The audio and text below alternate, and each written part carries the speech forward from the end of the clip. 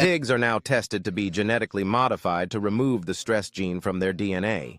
Pigs in a confinement house, and they've got these little cells on slatted floors, and you've had to cut the tails off so that it's tender enough that when they try to cannibalize, they run away from each other. I mean, and they just run. They're just under stress all the time. So there's a lot of effort within the industry to try to find out, well, what's the gene for stress? If we take that out, then we can at least abuse them more, and at least they won't be stressed. And I would ask anybody, is that the kind of society we want?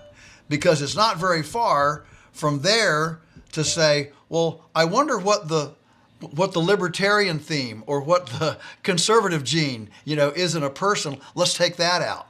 That is the kind of thinking. It's this slippery slope. My wife is going to die. Can you help me? And I said, absolutely. So they bought a bunch of stuff. We were down here eating supper.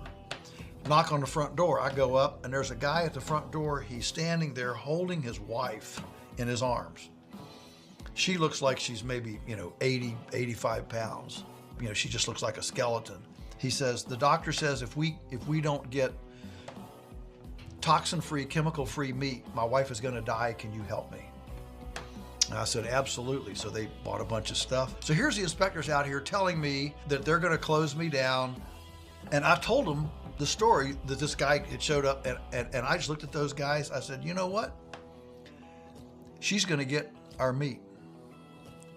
Now you can either make this difficult or you can make it simple.